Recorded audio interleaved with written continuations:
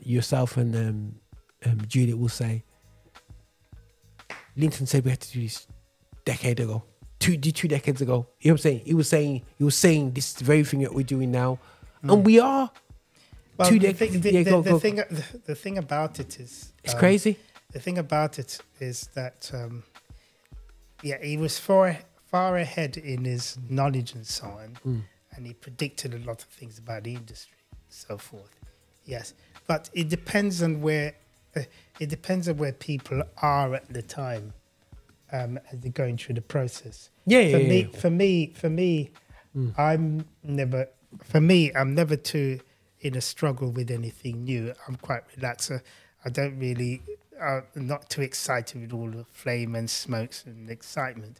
I'm just interested in contents and solidness and fundamentals that actually govern the creative process.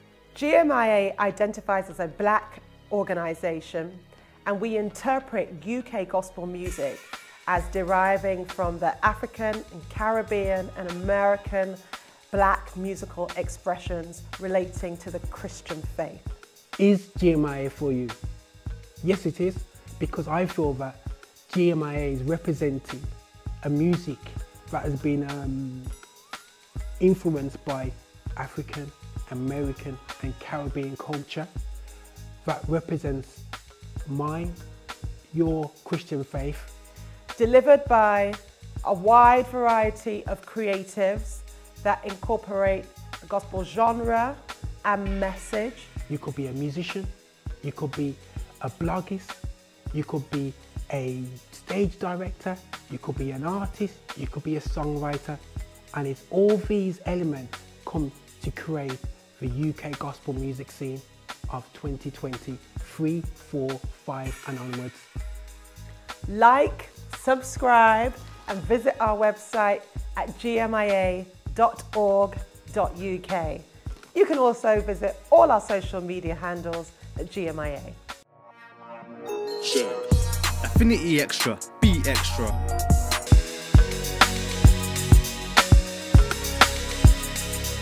Hey people, this is Roger Moore here from Affinity Xtra. We are on a special podcast series which I have pushed for. We've been away. I haven't done an episode for a while because due to the changings of in terms of studio wise, obviously you probably don't think it's much has changed, but there's been a lot of change in the building itself where we had the studio. So the studio's been closed, but there's something I'm passionate about, which is GMIA. I am co-chair alongside with Anu Amadei, but there's a rich, how can I say it? There's a lot of richness in GMIA which I want to get out in a specialized podcast focus on, specifically with the directors, and I'm going through them one by one as they come into the studios, and we're getting through to them. I spoke to, if you check out the series, I have spoke to Lady T. I've spoke to Annie Amadei, and we're gonna be talking to everybody else when I get a chance to bring them into the studio, or I'm gonna bring the studio to them. You know what I'm saying? But as you know me, I'm one of the guys behind Affinity Xtra. I'm one of the hosts on there, and so I thought I'd bring my talents and skills to really bring out the wealth of knowledge, because I believe that we're dying with gold in our community, and I want us to now move forward with the goal that we have within us, you know what I'm saying, and to get it out there so we can grow and strive.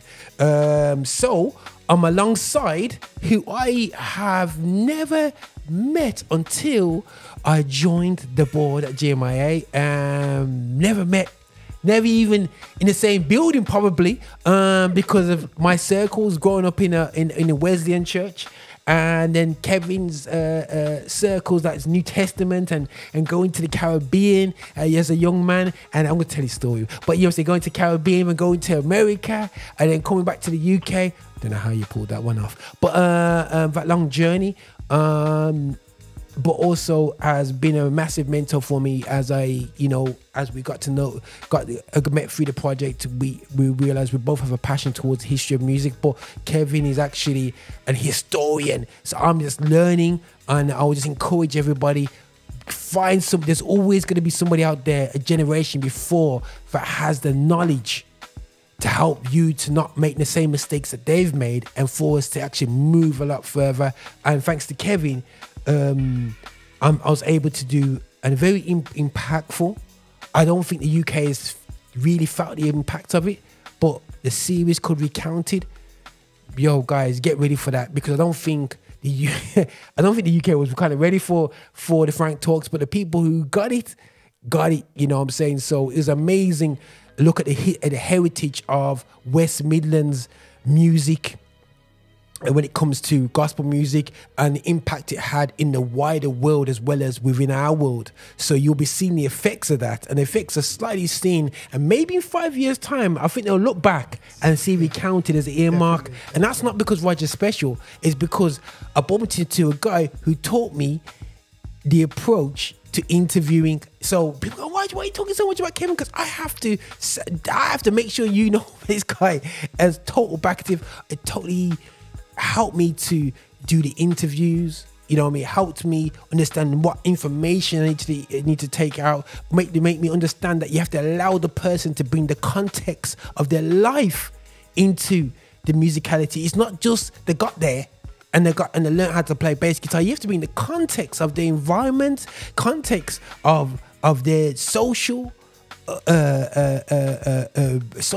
economic effects, the growth of where they're coming from musically as well. In not in my head, because he's taught me well. You know what I'm saying? So with music, that's why music is probably such a very strong narrator when it comes to social injustice, because that's where our creativity brings out the struggle. But we'll get there. So I'm overselling Kevin anyway, so big time anyway still, yeah. But Kevin is one of the directors at GMIA, and we're going to find out his heart, his history with GMIA. We're also going to find out about a bit more about a real personal friend of his, which was a guy who I need to get to know a bit more about, and that's Linton Beckles. You know, and he's going to be explaining to us, you know, Linton Beckles' role and who he is. You know what I'm saying, to where we are right now with GMIA. We're coming to you with even the knowledge of our sound, the importance of the having accreditation and being part of that. You know, that's really, really, really important, and so on. So we've got a lot of things to be talking about today in today's GMIA podcast. And as much as we've only had about 3 or 4, we had to park the bus, but we have to come back because we want a certain amount of quality, and we're here in the studios bringing the quality to what we're doing, and also having a real conversation. So Kevin. Now, I've teased everybody into your journey, but I have to go back to your introduction to music, because I can't say, yeah man, Kevin certified, you know what I mean, this and that, whatever, just to give people, and I know we've spoke about this publicly, but I think that specifically for this GMI, if you can sum up just how did music get introduced to you, and how it evolved as you went on your journey physically around the almost the Black Triangle, UK, America, and the Caribbean. It's like the trade triangle. Yeah. Trade. Sorry. What trade we're talking about? We're talking about tobacco, people. But yeah, my God. So, Kev, just talk about, you know, when it comes to music, where was the first sounds of music put into eardrops that stimulated you? Well, if you're gonna go back to the church situation, I grew up in a church. My father is a bishop, former bishop, late father now. I always grew up in a home where there was a piano. Yeah. Okay. Yeah, man. There was. I used to sing in the adult choir. Would you believe it? When I was in primary school. That's the Caribbean church for you, know. I didn't go to secondary school yet. Okay. But myself and Delroy, me and Delroy sung tenor in the adult choir. So how on earth do you have a tenor voice at the age of... Anyway, so... Well, that is, you know, you do what you have to do. Crazy. Yes. And also... At the same time, when I was singing in the adult choir, I was singing in the young people choir and the children choir as well. Technically, you know, around overlay, moving around, and also I was getting music lesson in Lloyd Ellis, you know, cellar or downstairs, you know, in the cellar. Yeah. I was having classical musical lessons with Delroy. Okay. In what piano? Guitar. Guitar. Yes. Classical guitar. Yes. He was teaching us to appreciate the guitar through classics. Okay. What type of classics? Give me an idea. Well, you know, Beethoven and Tchaikovsky and etc. A guitar. Yes, you have a guitar. You can actually play classical music. Do you know that? Jazz and so forth. And maybe jazz, but I didn't know classical music. Yes, because classical music does have rhythm sections. So it taught us how to actually appreciate it through classics, as well as rhythm and blue. But we're doing a bit of that as well. Okay. So I got ingrained or impacted by our strings operate in a massive music production. Okay. Appreciating it. So that's why I like to listen to Barry White and Love Unlimited and MFSB and so on, you know, and Shaft, because it's all, listen to the strings, how they synergize and incorporate and give the sound. Okay, so you was given almost classical. You was introduced to classical music. Yes. Through your learning of music, rather than playing at home. Yes, through your learning. And then at the same time, I was taught by Delroy Henry's father and so on, and these different people how to sing in a choir, uniforms, you know, and deliver my part to the whole richness of the song, you know. Okay, cool. And then That's good. Apart from that, I was actually part of the worship. I used to play the guitar sometimes in worship. So I've been through all that. And I was part of my dad's, you know, when my dad got out to preach, I was there, you know, doing the singing and so forth and so on. So I was always been, and my mum used to play the piano as well, self-taught. So I was listening to her, I was always sitting there listening to her. So we always have musical families. So always music was all around. Wow. Music. Yeah. And that was part of preaching the gospel back then. It part of outreach, you know, especially as I don't think, you know, people realize the early Caribbean model, especially for pastors, was almost pastors, kids, evangelist children were part of the evangelism at a very young age. Don't forget, you know what I'm saying? now, you know? don't forget Tesley, Francis, and all of them were part of. They were the first. The Tesley family. Bishop Francis, the late Bishop Francis, was one of the first to have amplified live band, you know, in worship.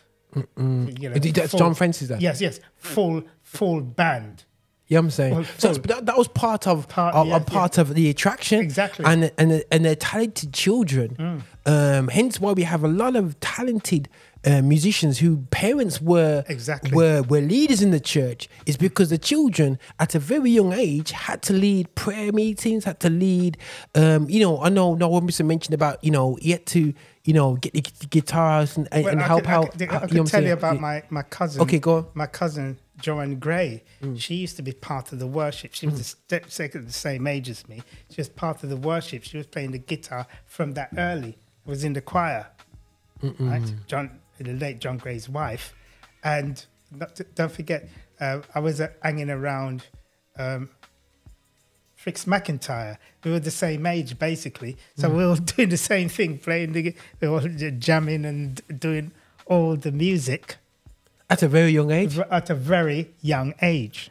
You're talking about guys who are barely coming out of primary school, going into senior school, are having to have I'm finding it no pressure, you know what I'm saying, facing a crowd that they don't know, and they need to vibe up a bunch of people who don't know about Jesus, and you meant to attract them through the music. You were the selling point. Yes. Okay, cool. The thing about it, which is interesting, out of that situation, we produced some of the top end musicians both in the UK and in the US. Okay, Most of the top end. Listen, guys, you hear Kevin's passion about everybody else's journey, but we're going to focus. We're going to bring him back to his journey. Yes, still, I know my journey. So it's similar. But the thing is, it just shows you why he's passionate about stuff. So let's go back to you. You're coming out of primary school. You're helping your dad lead worship and lead worship, part of evangelism. Yes. And sometimes me and my brother Lennox, we go out with Dad as you go out to preach. Yeah. Because he used to preach at, would you believe it, as he was a bit radical, he preached at Bishop Francis Church as well. So that wasn't New Testament. No, he did. Yeah, Was that Church of the Firstborn? I can't remember what Bishop Francis Church was, but it was Pentecostal. Anyway. Yeah. And my dad and him were good friends. They love each other. They were great. They were buddies. Okay. They just they were radical. They just preached the word. They were interested in getting people transformed. No politics. So this again, guys, will hold a whole lot of a political story about the divisions created by denominations, which has caused the lack of growth, I believe, within the Caribbean church. But that's a whole nother story. Yeah. Now, so at what age? Because I know the story, people. What age? Because when I move forward, did it all change? Finding yourself on a different island. Okay. First of all, before we get to the island, I got saved in 1967. I was 10 years old when I gave my life to the Lord. 10? Yes. Why? That's giving away my age now. Yeah. And on top of that, my dad migrated. After my dad established the Catford Church, which evolved into Lee Church, and became a big district.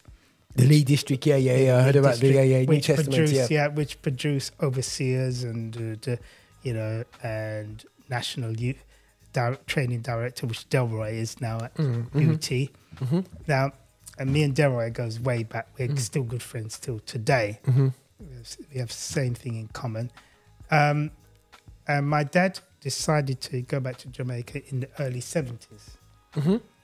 Now, in the early 70s, two things were happening. You had the Watergate situation evolving, with President Nixon, the late President Nixon. Watergate scandal. Yeah. At the same time, what was going on? You had the 3 days work week going on. You had Edward Heath, who was the Prime Minister at the time, and just the oil crisis. The oil embargo with the OPEC nations. So all those things were happening. But the interesting thing, black music in particular was emerging. You had the Philly sound, you had Barry White coming out of the woodwork, you have the Isaac Cage with Sharp and everything, and the church and the Pentecostal church were growing. It was expanding and exploding. Okay, cool. There's a lot of things going on, the politics and everything, but the churches were growing and striving, and they were acquiring new buildings, and a lot of people are getting saved, and I think at that time, creatively speaking, I think black people were going to emerge in the middle of the struggle. They were going to make a statement. Okay, cool. In the creative space. In the creative space. So when I moved to Jamaica, Michael Manley was the then Prime Minister. Jamaica would have been celebrated about 8 years or so from British colonial. That's incredible, man. 8 years. Because people we left a colonial. A lot of us left. Well, a lot of us. Wow, if I talk for my grandparents, they left a country that was under British rule. Yes. And within years, and then my parents is coming back to a country which is self-ruled. Self-ruled. In inverted commas, you know what I mean? Depends on how you look at it. Yeah. All this, So I come back to Jamaica. Yeah, I come back to Jamaica and learning about civics and Jamaican sort of governance, where they do things, educational system, which is a bit of borrowed from the UK and from the US. And they were doing University of London O-levels and A-levels, which I did, you know. So until later on, about 10, 15 years, they start to do their CARICOM exams through the University of the West Indies, which is equivalent to O-levels and A-levels. Okay. Equivalent, GC. It's equivalent. Yeah, man. Same thing, similar. All right. So when I went to Jamaica, I lived in a place called Porus, which is in the parish of Manchester. Okay, Manchester. Which is not too far from Mandeville. Yeah, Mandeville being the major town centre, the commercial centre rather. An interesting thing with Mandeville right now, as we speak about it, it has about five university campus based in that town. Okay. It's quite a prominent educational centre. There's quite a few foreigners that live up there, whites, who come there to study through the Seventh-day Adventist University, or the University of the West Indies as a annex there, as well as Knox College, which I used to teach at one time, and so forth. Right.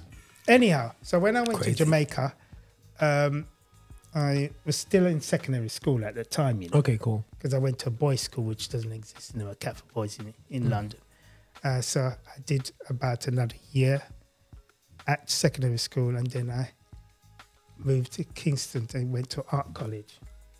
So in art college, I immersed myself in the creative, what's going on there. When you say art college, you mean like painting? Yes. Okay, cool. Okay, cool. It's equivalent.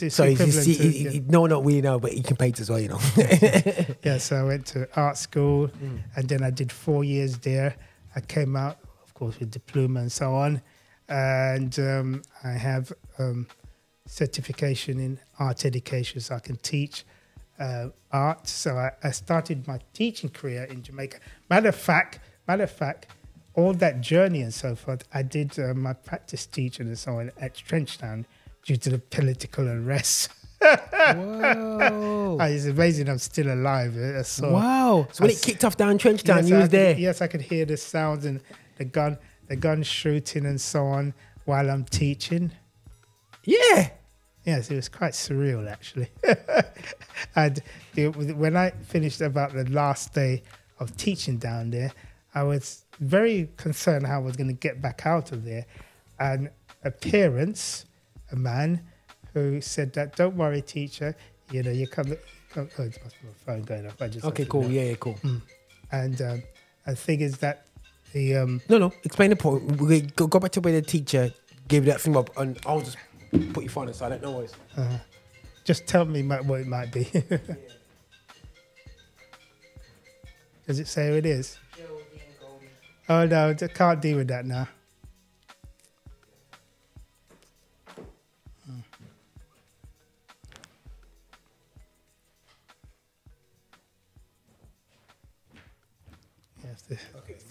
Give her a call tomorrow. So, yeah. Yes. So when I was there and finishing my teaching session, I was concerned about my safety, you know, with all that violence and going on during that time. So one of the parents who lived in Trenchtown appreciate me teaching his children, decided to make sure he's secure and protect me and take me out of the area. And I just can't believe it. I moved out of the area so quickly. It was like as if we were just gliding. And he must have been an angel, because I was trying to see if I could connect with this person. I'd never seen him again. So he took me to safety out to Arthur Tree. Suddenly about Arthur Tree, I got out there so quick and I'm back into safety. And the funny thing, everybody who was at art school, nobody wanted to go down there to do practice teaching or anything, did they? But I decided to go down there. I don't know what I was thinking. Wow. the excitement, the danger. Yeah, I'm saying danger, man. So I've seen a lot of danger. I've seen a lot of political violence. I've seen dead policemen. I've seen a lot of violence. I've seen the gunshots and all that sort of thing. So it was an experience for me, because first of all, that was the first time, when I went to Jamaica, it was the first time I've seen policemen with guns. Because at the time during the 70s in the UK. No policeman was wearing any visual. Well, you see them today now; it's different. Yeah. But then it wasn't visibly noticed. That was quite a cultural shock for me. And another interesting is to be educated by blacks, not whites, but black. Now, when I went to art school, it was different because you had a mixture of white people from Edinburgh, teachers, some white teachers from Edinburgh, Canada, and the US and so on was teaching me. So it was a mixed staff then. Okay, interesting. Yeah. So it was a time that was very revolutionary for me and impacting, because when all that was going on, I was hearing what was going on in North America. So on radio, you hear what's coming out of Chicago, the soul music coming out of Chicago. You hear the gospel music coming out of the US as well. You know, the Andrew Crouch, the Hawkins, etc. They're all coming out, and you hear. And what was interesting to me, when I was at art school, I used to hang out with the music students. Okay, yeah. And so when the school actually moved up to New Kingston, not too far from the stadium and so on in New Kingston, they would call it the Cultural Arts Centre. So all the 4 schools operated. You had the drama school, the dance school, the music school, and the art school. Okay, all in one. Yeah. One campus, but they had the different settings. And so it was the first time I began to mix with the music students. So I watched the Third World Band live. Okay. And I saw Roberta Flack come in to do lectures. So the first time I said, this is interesting. But what fascinates me is that the different sounds. You get the band, like Third World, you can tell the Third World is different from Bob Marley and the Wailers. It's 2 different sounds. They're playing reggae, but it's 2 different. You can tell that they're 2. And I said, this is interesting.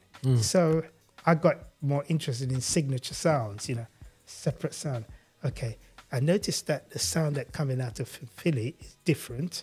I noticed the sound that's coming out from Chicago Soul is different.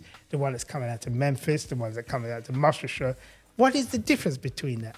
Then I find out that a lot of the people that were playing the instrumentation, a lot of them were from the church, or their uncles and aunts from the church.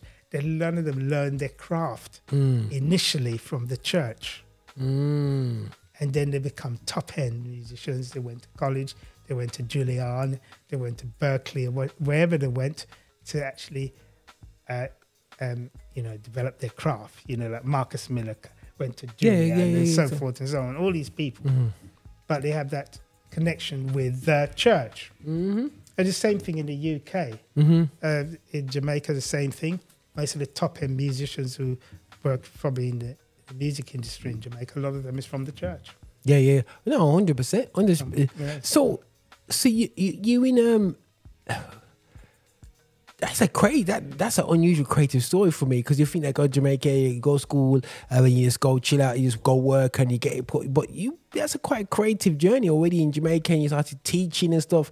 So you're enjoying the sounds of the American. You're starting to unravel and be attractive and being able to open your ears to the difference of sounds and bands and so on like that. Still, yeah. Now, there's another leg of your journey, but you find yourself in the States now. So obviously you're in Jamaica now, minding your own business. You know what I'm saying? Doing your thing in Jamaica now. People say, "Oh, how did you get out?" Or how did you get an American experience? So how did I get to America? Well, yes. So I left. I graduated from college in 1979. No, in 1978, and then I started my teaching career. So I taught for a while.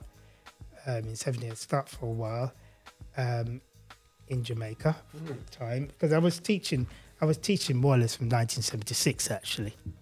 Okay, crazy. It's a long time. Cool. Teaching. Yeah. And then I eventually started to teach at 2 different schools in Manchester. Spalding Secondary, which is no longer called Spalding, it's called something else now.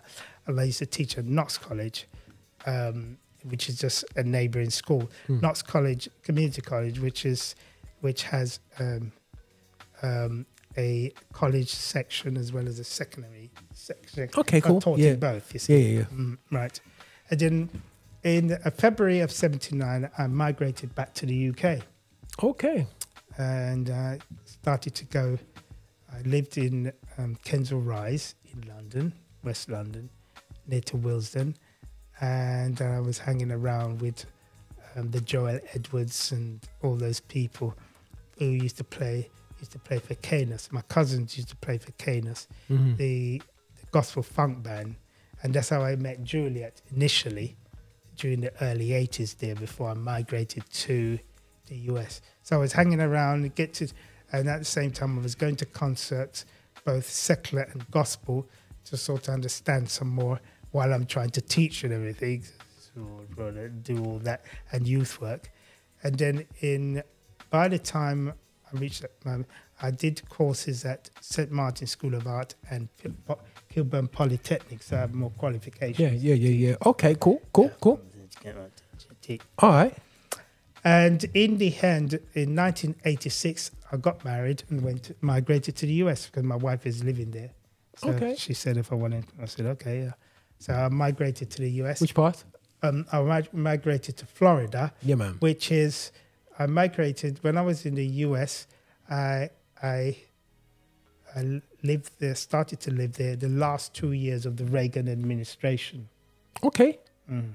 Okay, we won't get into too much about that. Yeah, We keep away from that one. Yeah, you know what I mean? yes. So that's We won't talk about me. The war against drugs. But anyway, we won't go there. We'll go there. That's another one. God, jeez, that's something. But anyhow, so, and then of course you had Bush Senior became 4 years president. So when I was in America, I started to teach again in the arts and education program, both secondary and primary school. Sometimes I did adults classes as well. And at the same time, and there was one point where I met a former black entertainment executive, and he said to me, have you got a lot of knowledge in black music and you're interested in that? I want you not only to study the Philly sound, which I was interested, but study the Memphis sound and all the other different sounds that came from the different cities. And I just get to immerse in it. So I traveled back from England, back and forth from England on another day, going to the different libraries to research, British Library and so on, to get knowledge of these music, to understand what it's all about. So what happened was my musical part of me began to be interested in the sonic sounds, sonic expression rather. So, because in the end, I was so good that I could teach drama, I could teach art, and I could teach some music as well.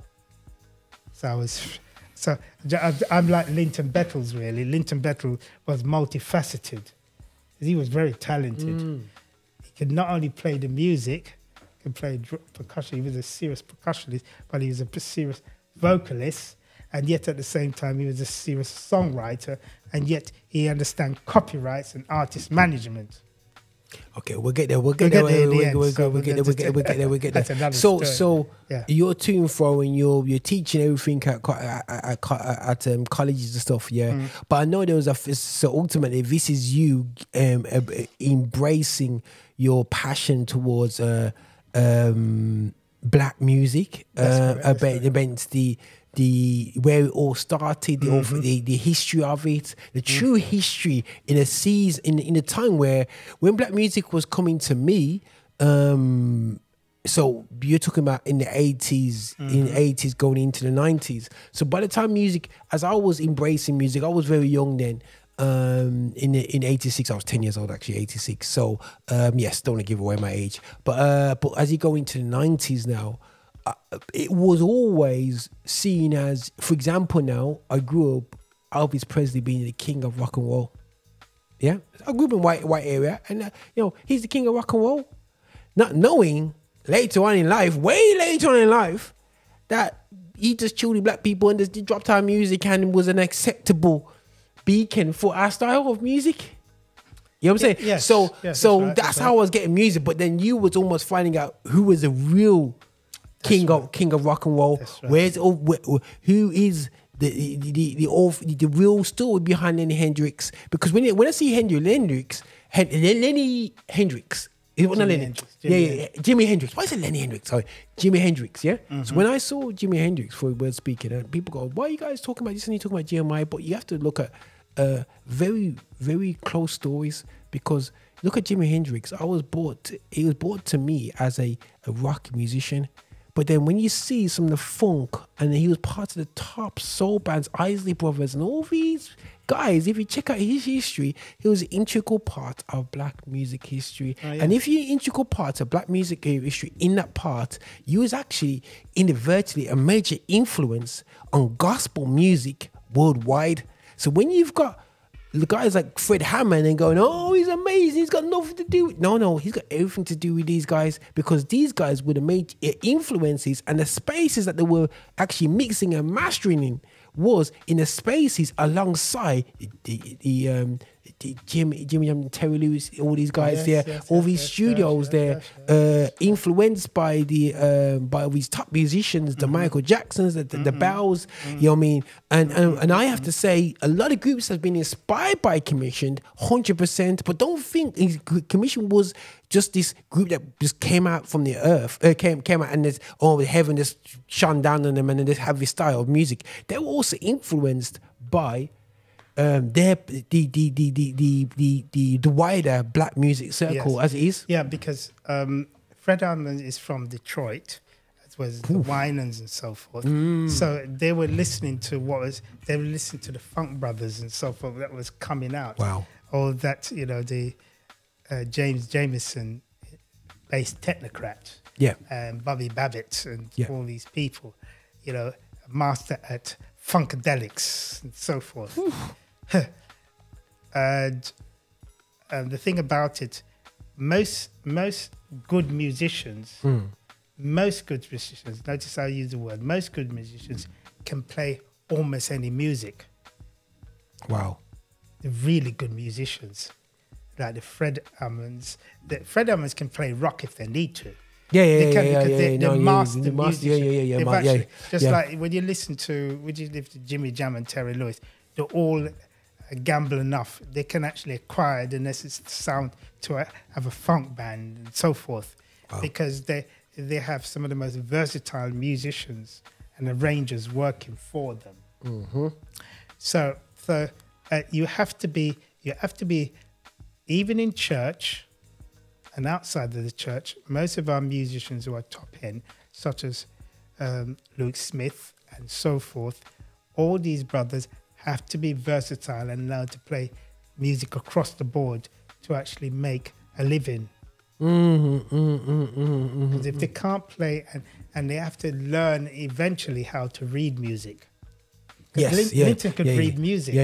And that's the thing is, because we're gifted that we can get away with not listening, not reading music. But as we become a professional, I know a lot of the guys who do session work always said to the younger guys, learn to read music, to actually go ahead and get far ahead. So a lot of the guys who could read music are the ones that are the super sessioners who can go and read the music and do an amazing job. A lot of the top session musicians that come from the church do kind of say that. So when it comes to when he was in America, so you did you do any lecturing in black music? Did you do any specialism? Yes. Did you get any Did you do any qualifications in Yes, black I did music? do some studies and research, and eventually I evolved into teaching music history in 1995. Actually, okay, so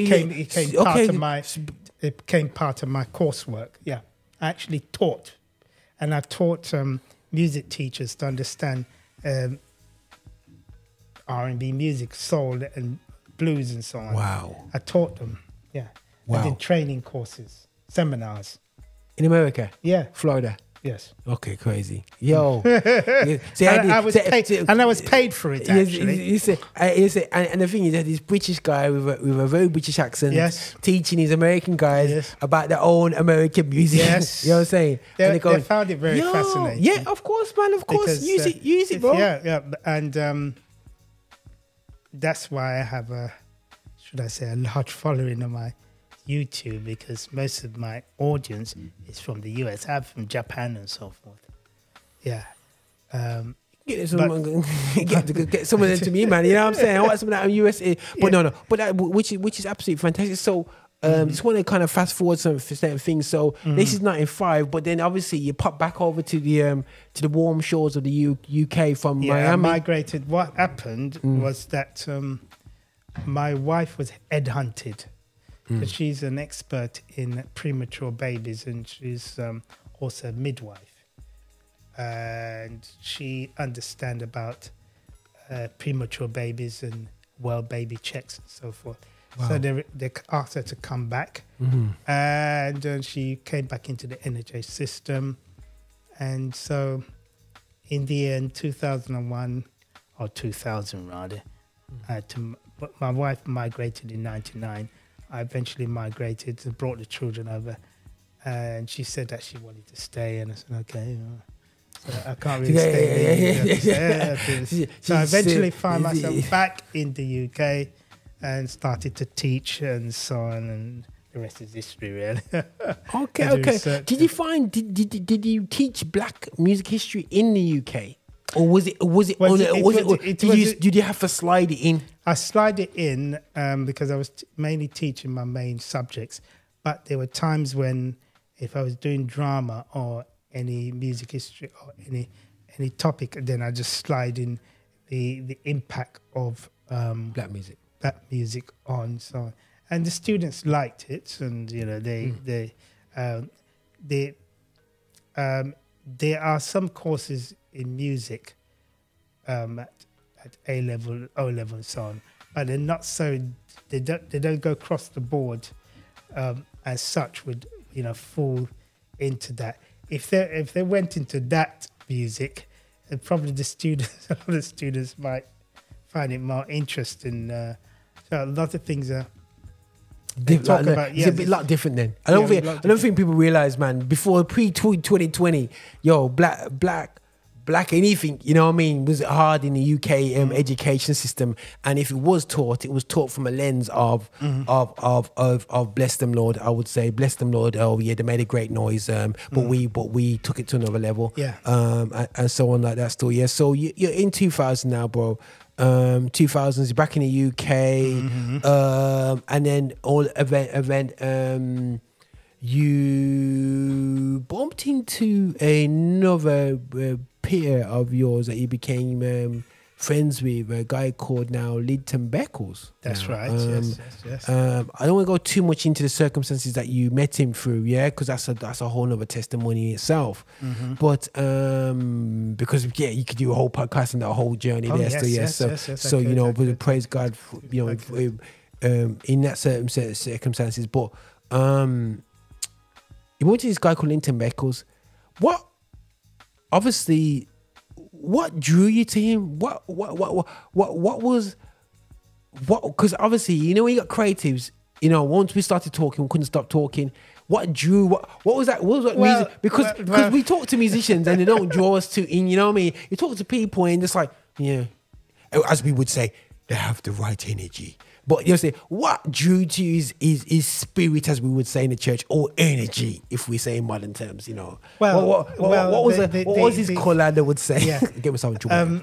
What happened was that when I was going to Christian Life City, as it was called before it became Icon Church, we left the church that we were attending locally, and we wanted something much more interesting, much more rich and so forth. So we end up going to London, to where Bishop Wayne Malcolm was the bishop at the church. Oh, yeah, I remember that one. Yeah. And so we're there. And then for some reason, I discovered by talking to someone, the late Dixon, his name. Dixon is interesting. He's a lawyer, but also he is a member of the revolutionary reggae band, Lovers Rock Band. So he was a percussionist. And he told me about this brother called Linton Beckles, who was the former lead singer for Central Line. I said, you mean the Linton bed? You're joking. Come on, you just taking the mick, are you? Central Line. Okay. They said, and as he said that, I'm going to Google it as he talks about it. Yeah, go on, carry on. And he's a minister of, he's a minister in that church. And I said, okay, all right then. So one day, he's a minister. He was a minister at William Ankle Church. Yes, Wow. he was. Yes, he was a minister. Yeah. And so, right. So one day, Linton came to church, and I went behind Linton and mentioned something to him, and yes, that's the brother there, and then. I mentioned something to him, and he stopped for a minute and he looked back at me, and he just started to smile. We talk about that language of music, and he looked back at me and said, "Right." And I said, "We need to meet." And he said, "Yeah, man, we need to meet." Wow! And the rest is history. Yeah, Linton got back. Yeah, is that him over there? Yeah, that's Linton. Yeah. Crazy. Because I've seen this guy much older, and I saw him only seen him really once or twice in my life. That's crazy, man.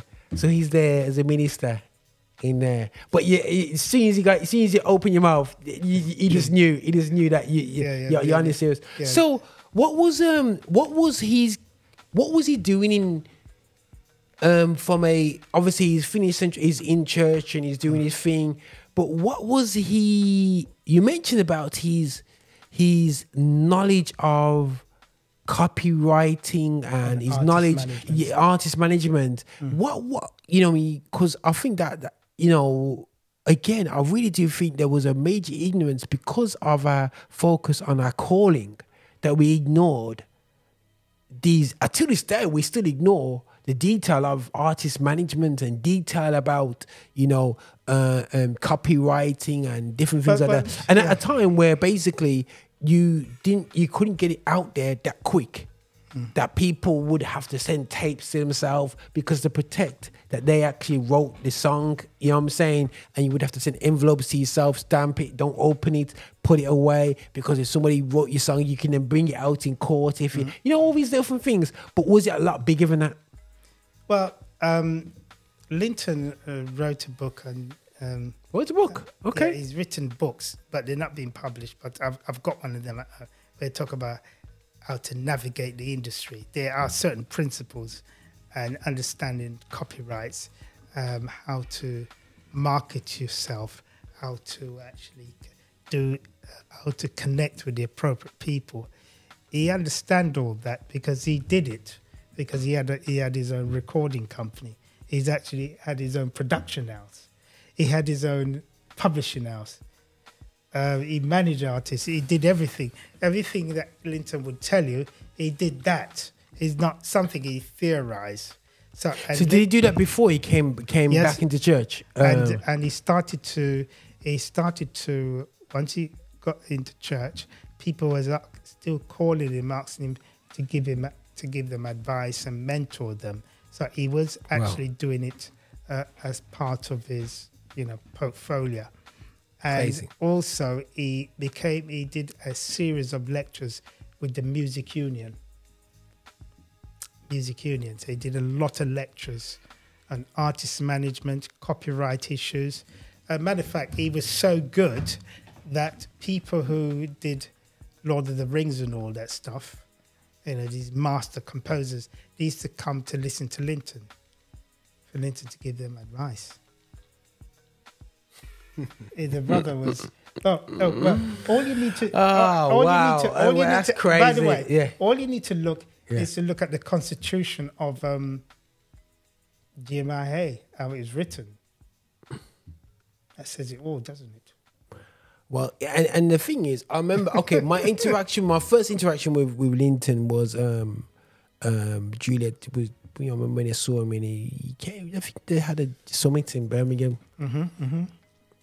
And this must have been about more than 10 years ago. Must be around about 10 years. Or must be, definitely more than 10 years ago. He's passed away for quite a while. Wow, now, yeah. So he must be about almost 13, but I'm kind of aging myself here. You talk about I would have been in my mid-30s potentially. That's right. Late probably 30s. right. So you talk about, before I turned 40, man.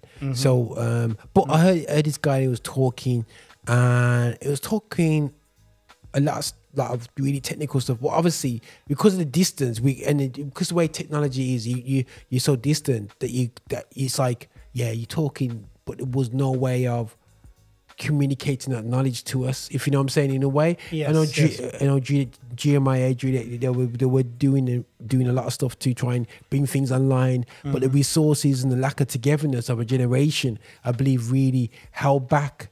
If the community came together around that knowledge, yeah, I felt like people had this knowledge and wanted to hoard it to themselves and said, I'm going to get through, I want this knowledge and move forward. And people can say, watch it, you can't really say that. I can say that because I've seen people have the knowledge to go through doors within the gospel community, and they go through the doors and they just close it quietly behind them and they go through. Yes, I see what you So mean, yes. to have somebody who's been out there at a level of, I'm looking at his pictures online. People, if you see them, fresh pictures of Central Line. So Central Line was I'm gonna find them on Spotify. Well, Central Line. Let me just say this about Central Line. One of their music. Remember, I'm a church boy, so we didn't listen to that stuff. Walking into the Sunshine, that single that sold 800,000 copies in New York. You know, that's almost 1 million copies on the East Coast. It was the band was so hot that they were doing stuff with Chic and all those top people. Jeez. Yes. And I come to church and the scary thing is that it was like, bro, it's almost like too early. If you know what I'm saying, you know what I'm saying, too early, because, you know, I'm talking as a young guy growing up seeing GMIA, and I said this publicly, and I'll say this privately. I said it at the RSL when I said to Juliet about Juliet, when I talked about Juliet, and she mentioned about Linton Baker was to me afterwards. But I grew up seeing. When I say grew up, I grew up in the gospel community, seeing Juliet Fletcher as a spokesperson, as somebody who spoke about coming together as a community. And I have to say openly, a divisiveness of our community stopped us from really getting together and bringing together a wealth of knowledge. And, you know, people can say, oh, you can't say. Yes, I can say that, because, guys, we see desolation right now. We see desolation in our community. Bro, we see a creative generation get weaker. But when you see American counterparts, you're seeing the next generation stronger. Yeah. And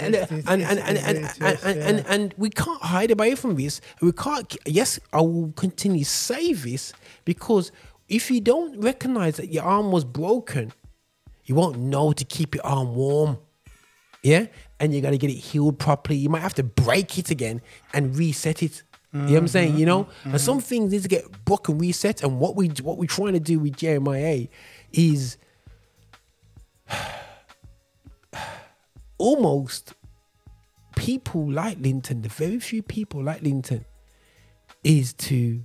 I know sometimes I'll say certain things and we do certain things, and it's almost, I find that yourself and Juliet will say, Linton said we had to do this decade ago.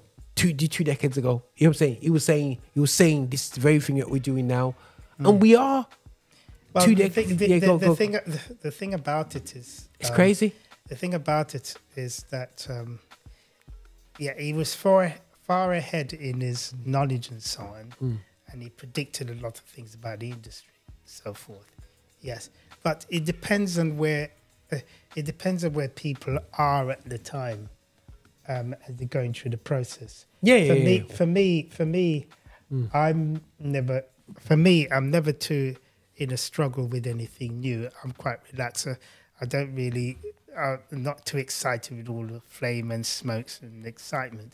I'm just interested in contents and solidness and fundamentals that actually govern the creative process. The thing about it is that we will eventually get there. Yes, some of us will pass away. I mean, we're not getting younger. I'm not getting young anymore.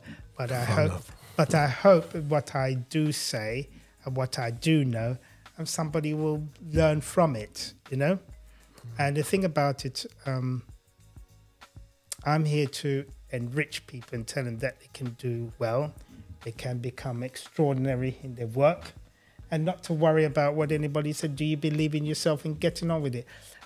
One thing I can say about Linton, he was very passionate about people becoming strong and knowledgeable in the old principles of the industry.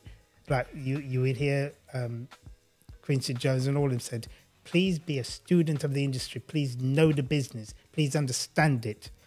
Please learn from me, who went in the business not knowing it and almost drive myself crazy and made a lot of mistakes. So you find out that there's a lot of template. There are a lot of people there, the Quincy Jones, the Barry Whites, all of them. Their stories, they're available for us to be learn from. And Andrew Crouch, they're all there. They're all there. It's all knowledge is there, but we're not. But that's one thing I always say to people. I don't understand how gospel music seems to be, UK gospel music, but it seems to be the one thing that people don't want to study before they come into it. They just want to just turn up and say, God told me, so I'm just going to do this. And I find that they don't spend time going, okay, God, come to do, so I'm going to research the gospel UK gospel. I'm going to find out who I need to communicate with. I find out who I need to be part of, what organizations I need to be part of. I need to put this in place, that in place, and this in place, and that in place. I need to understand distribution. I need to all this before I release that single, before I have that knowledge, go to a couple of classes, find it out, and find out. So when I do come out with my music, it's done with great wisdom. I've made mistakes, you've made mistakes, and we open about it. And this type of podcast, these conversations, guys, is here for you to actually go, oh my gosh, yo, well, yeah, we've got the knowledge and listen to us, and we got it. For instance, now I'm part of the Author Society, which is an organization that has which is a special union, which I'm a part of, which tells me what I need to know about publishing and everything. Yeah.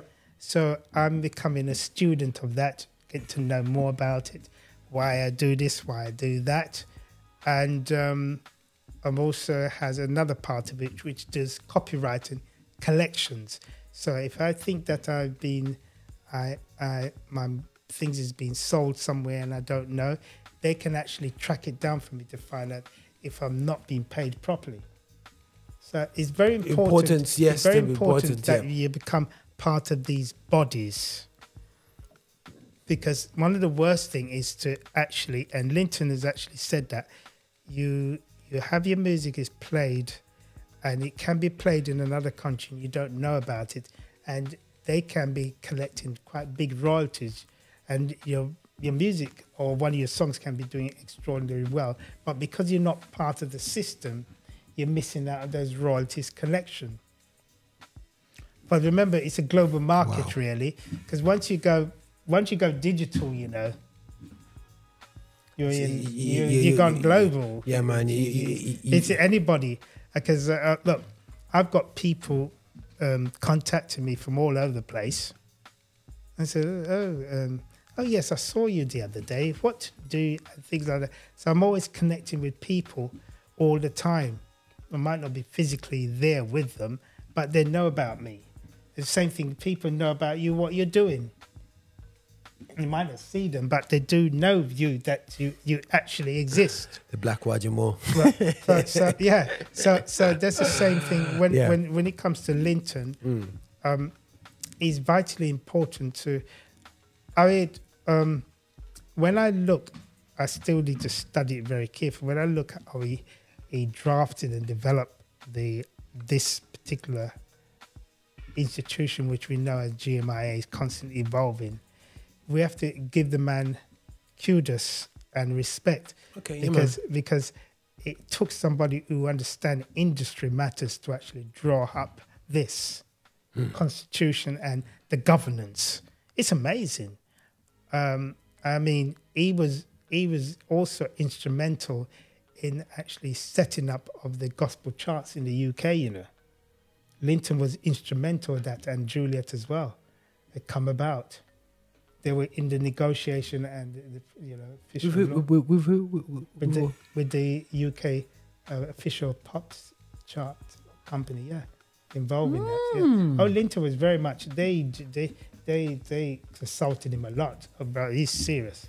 And this is amazing by the sounds of things, because you got somebody who was a successful pop artist. Oh, he was successful already. He didn't come to the church and try and get big. Because what you do, you have these guys who go out there, flop, and then come back like a superstar and think, I'm here to change UK gospel. But no, Linton was a success.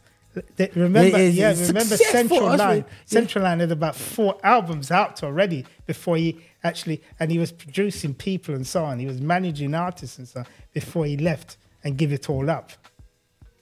So, because we all know, you got them guys. About 20 years involved in the 12 years some full time. Some BVs with M people once, and they think they're famous. You know what I mean? But he actually came through, and he seems like crazy. That's something I learned today a bit about that. Yeah, he worked full time. Because I haven't really sat down with anybody, even Judah, and to say that, okay, you keep mentioning Linton because I'm hearing about him, but somebody explain. Sounds kind of weird. People go, "Oh, Roger, you should have heard about him." Yes, I've heard about him. Yeah, don't get me wrong, and all cool. But like, heard about somebody is one thing, but knowing the person is another. And as I'm discussing this, as we develop and we grow GMIA, and what I love about GMIA now, we almost have 2 generations within the organization as well of expression. You got myself, and there's a group of us who are in our 40s. I'm just about hanging in there. In our 40s, myself, Anu, Lady T, we've got Wisdom in our Gaz. I believe he's in his 40s, it better be.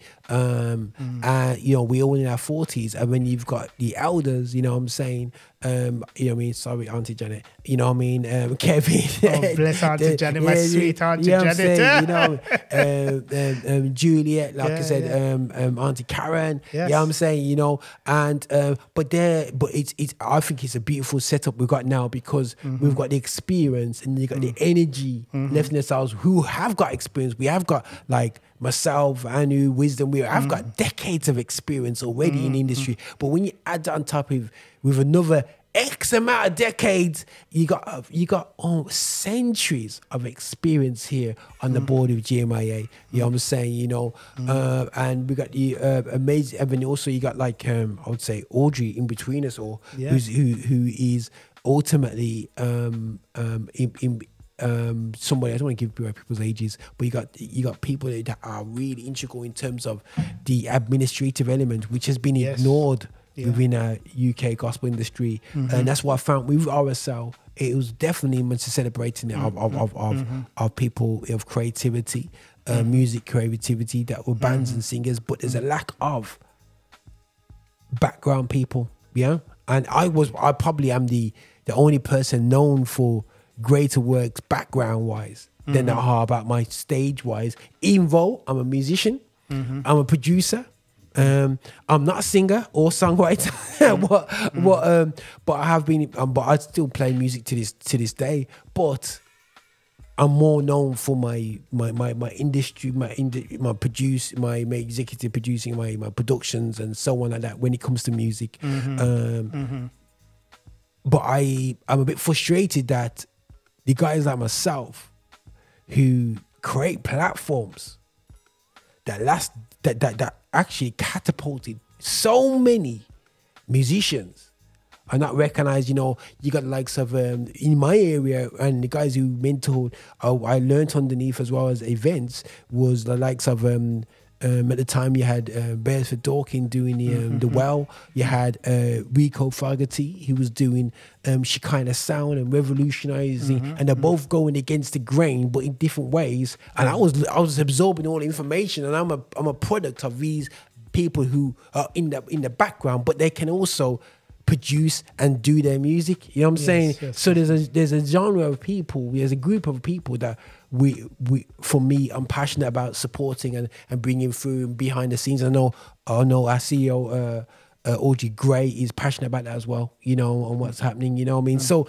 just on the last point, bro, because I know time is going for us and whatsoever. I know we're passionate about heritage. Myself, going back to it, I'm passionate about the heritage and the heritage of gospel. So And we do talk about the history of black music. So do check us out on Affinity Xtra, myself and Kevin. On my show, The Edge, we do break down and we go into history of black music.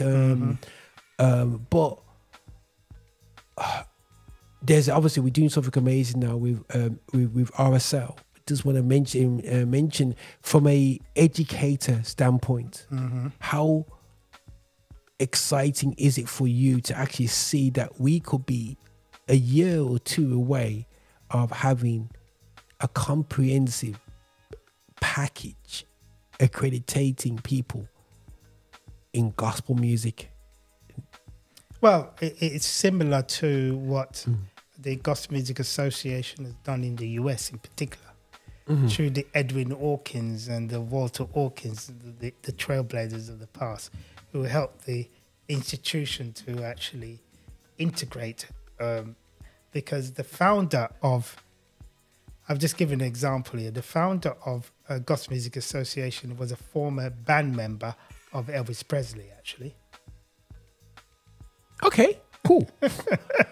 So let's drop that in there. So it evolved, and then of course it's now actually the chairperson of it now, the CEO is Jackie Patello, who was once the wife of Liam Patello. So she's come from, she used to be a tour manager, and she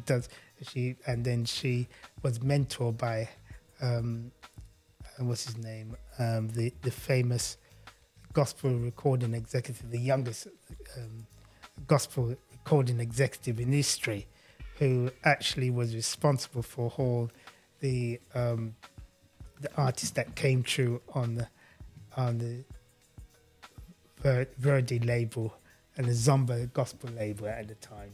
Okay, cool. Okay. So backative there. So she learned from these brothers, and she gained the knowledge to actually revive and develop the Gospel Music Association, and she linked in all these courses. That's what we're doing. So all these master classes that actually, so they link with Berkeley, Juilliard, and all of these institutions. So the same sort of training that a secular artist can get, the gospel artist can get it as well. So so we're doing the same thing. So that's the principle is there. Berkeley, so, that's a renowned place, man. Yes, a lot of musicians go through Berkeley. Top musicians. Patrice Russians and like, for instance, Juilliard is a product of Juilliard. It would be Marcus Miller, for instance. Okay, cool. A product of Juilliard. And so you have these different institutions, and I think what's the name? But the uniqueness of what we're doing though, I must admit the sweetener to it, is that even though the Americans have got institutions training in these areas and happy to train about these things in their spaces, but to have a accreditation that can transcend, that can go to every nut and cranny, is quite a cool spot for me with RSL. And we're in a digital era where we could actually really develop programs as well. You know what I'm saying? Of course, and really farm it out at a wider scope than ever. No, don't get me wrong. I am pushing guys, and hopefully you can click this and say, no, I just said this. We will have institutions celebrate gospel music, hook by crook, and that will be there. We got one that's doing an amazing job for me up in Liverpool, the Lighthouse. You know what I mean? Saying which is for me an institution. You know what I'm saying? They got space, music creative space, and we're gonna have more. Hope, mark my words, in the Midlands, we want to be doing that in the Midlands, and in London, we want to be pushing towards that. I'm not saying churches, you know what I'm saying? I'm talking about institution for gospel music that we can train and develop. But outside of that, you know what I mean? For tutors and trainers and everybody out there, you know what I'm saying, who are passionate about the music in art form, can now not only train youngsters, because we used to be this bureau, you got taught music, and imagine being showed our Happy Days and then getting a qualifications for it. That's crazy, you know.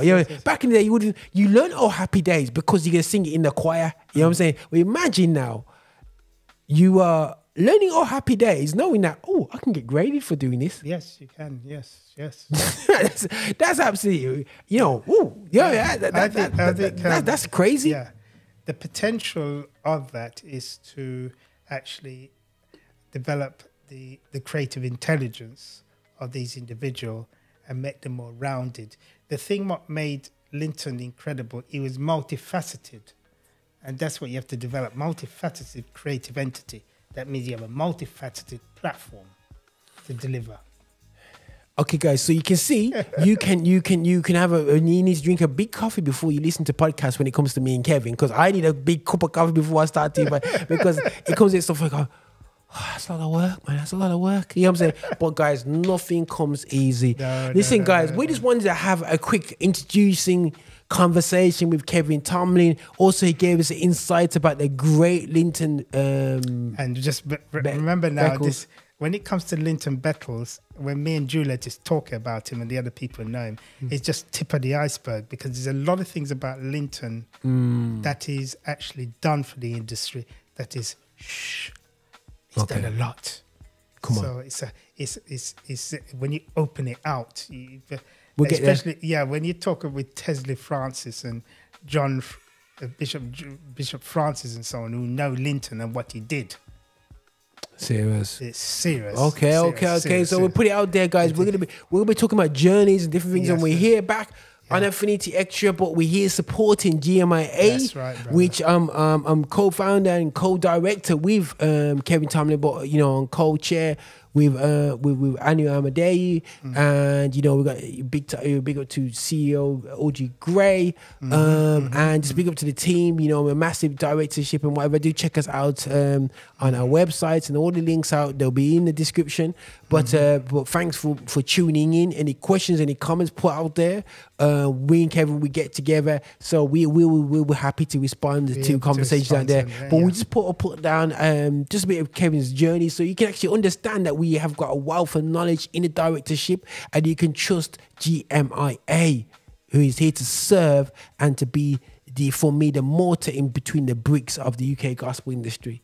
So we can actually stand strong. You know what I'm saying, in not only creative storms, but stand strong into building our institutions and building up our music and building up our industries, our businesses, and everything that goes around with it. Infrastructure.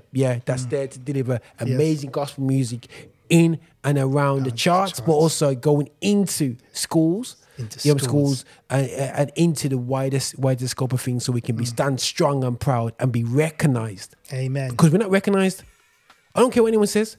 It's like we've been a developing round for all. I would say all you, but I have to show respect for. We've got a lot of creatives out there, and I watch them, and they don't even mention that they used to play and learnt in church. Where I grew up in the time, and when I look at the American counterparts, they are sharing that they're playing with Fred Hammond. They're sharing their uncles John P. Key. They're sharing, their love for gospel and the way it allows them to express themselves. And I'm seeing our same musicians to shame to bring it forward. We know why. That's a go open a conversation, but we want to put gospel back on top. We want to be back. We want people to be proud of gospel music. We want to put infrastructures out there. We want to break strongholds, and we want to really do that out there still. And we're doing that through GMI. Okay, guys, thanks for listening in. Have listened to all our podcasts on GMIA. We're going to be bringing out more. Any questions that you have for GMIA, do put it on there. We try to respond to you. But I like to express myself. I'm a creative when it comes to podcasting. So I want to be able to really use his platform to bring knowledge to you. You know what I'm saying? So conversations that we will have on the phone, we'll have in front of you here, so the knowledge will be passed on. But listen, this is Roger here, over now, alongside Kevin Tomlin, man. Thanks again, bro. It's a pleasure, bro. Yeah, man. Pleasure. Thanks again, man. Peace Bless and you, love. man. Peace Bless and you. love. Yeah, bye-bye.